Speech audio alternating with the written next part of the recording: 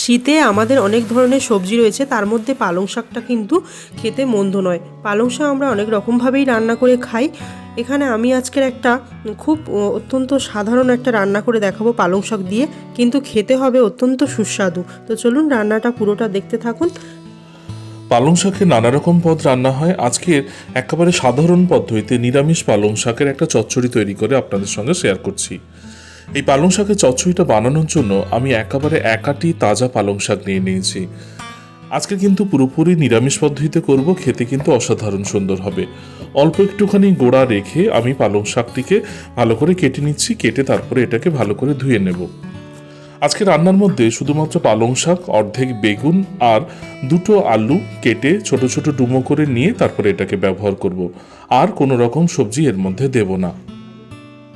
আমি সাদা বেগুন ব্যবহার করছি, আপনারা চাইলে কালো বেগুনও কিন্তু ব্যবহার করতে পারেন, অর্থাৎ বেগুনি বেগুন যেটা আমরা সাধারণভাবে বলে থাকি সেটাও কিন্তু ব্যবহার করতে পারেন। বেগুনগুলোকে এইভাবে ছোট ছোট করে টুকরো করে নেওয়ার পরে এটাকে ধুয়ে তারপরে আমি রান্নায় ব্যবহার করব। কড়াইতে সাদা তেল দিয়ে গরম হয়ে যাওয়ার পরে ডুমো ডুমো করে কেটে রাখা আলুগুলোকে প্রথমে ভালো করে ভেজে নিচ্ছি। আলুগুলোকে ভালো করে ডুমো ডুমো করে কেটে ধুয়ে রেখে তারপরে এটাকে ভেজে নিচ্ছি। আলুগুলোকে ভেজে নিলে পালং শাক চচ্চড়ি স্বাদটা কিন্তু দারুণ সুন্দর হবে। আজকে রান্নার প্রসেসটা একটু ফলো করবেন, এতে স্বাদ কিন্তু খুব সুন্দর হবে। আমি নিরামিষভাবেই করছি, তাতেও কিন্তু দারুণ জমে যাবে। আলুটা কিছুক্ষণ ভেজে নেওয়ার পরে আমি একটা তেজপাতা ছিঁড়ে এবং অল্প একটুখানি পাঁচফোড়ন, অর্থাৎ হাফ চামচের মতো পাঁচফোড়ন এই সময় দিয়ে দিচ্ছি। প্রথমে পাঁচফোড়ন দিলে পাঁচফোড়নটা পুড়ে যাওয়ার ভয় থাকে, তাই পাঁচফোড়নটা এই সময় দিচ্ছি। পাঁচফোড়নটা দেওয়ার পরে এক দুবার নেড়ে চেড়ে নিয়ে তারপরে ধুয়ে কেটে রাখা পালং শাকগুলো আমি তুলে দিচ্ছি। গ্যাসের আঁচ কিন্তু হাইতেই রয়েছে, কারণ পালং শাক থেকে জল বেরোবে, তাই কোনোভাবে লোতে রাখার প্রয়োজন নেই। প্রথমে কিছুটা পালং শাক কড়ার মধ্যে দিয়ে আলতো আলতো করে নেড়ে ওপর থেকে নিচ করে নিতে হবে। তারপরে বাকি পালং শাক যেটুকু দেওয়ার প্রয়োজন তারপরে সেটুকু দিয়ে দেব। আমি একাটি পালং শাক ব্যবহার করছি, তাই পুরো শাকটা এভাবে দুবারে আমি দিয়ে দিলাম। পালং শাকগুলো দেওয়ার পরে ভালো করে একটু ওপর থেকে নিচ করে নিয়ে বারে বারে তারপরে আমি দিয়ে দিচ্ছি স্বাদ মতো নুন।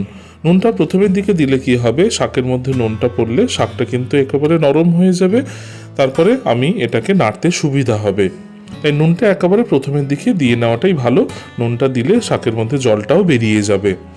দিয়ে বেশ কিছুক্ষণ ঢাকা চাপা দেওয়ার পরে তারপরে শাক থেকে পুরোপুরি জলটা ছেড়ে দেবে। তারপর এটাকে ভালো করে আবার নেড়ে চেড়ে নিলে এটা কিন্তু দারুণ সুন্দর সেদ্ধ হয়ে যাবে। দেখুন আমি কোনোভাবে জল দিইনি, কিন্তু জলটা বেরিয়ে গেছে। এরপরে আমি অল্প একটুখানি হলুদ গুঁড়ো আর অল্প একটুখানি শুকনো লঙ্কার গুঁড়ো আমি এর মধ্যে দিয়ে দিচ্ছি। আপনারা শুকনো লঙ্কার বদলে কাঁচা লঙ্কাও কিন্তু দিতে পারেন, তাতেও কিন্তু কোনো সমস্যা নেই, শুকনো লঙ্কাটাকে পুরোপুরি স্কিপ করে গিয়ে।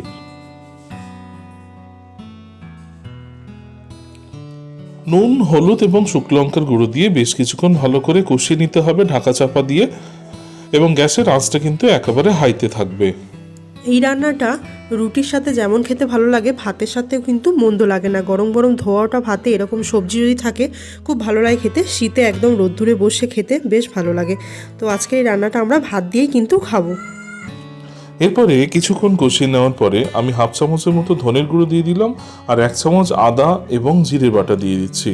ধনের গুঁড়ো যদি নাও থাকে বাড়িতে সেটাও কিন্তু অ্যাভয়েড করতে পারেন, কিন্তু আদা জিরে দেওয়াটা কিন্তু মাস্ট। নিরামিষ পালং শাকে আদা জিরে দিলে কিন্তু স্বাদটা অসম্ভব সুন্দর হবে। তাই অবশ্যই এই প্রসেসটা ফলো করে আপনারা বানাবেন, দারুণ সুন্দর খেতে হবে। আদা এবং জিরেটা দিয়ে শুধু ক্রমাগত কষিয়ে নিতে হবে যতক্ষণ না পালং শাক থেকে পুরোপুরি জলটা মরে যায়, বা জলটা যতক্ষণ না শেষ হয়ে যায় ততক্ষণ কষিয়ে নিতে হবে।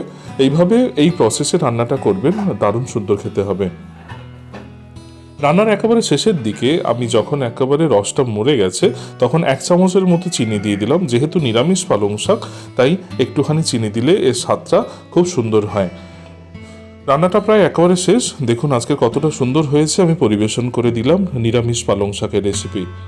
যারা ডায়েটের কথা ভাবছেন তারা কিন্তু পালং শাকের মধ্যে চিনিটা অ্যাভয়েড করে রুটির সাথে এটা খেতে পারেন। আশা করি খুব টেস্টি হবে, আর এটা তো একদম শরীরের জন্য খুব ভালো।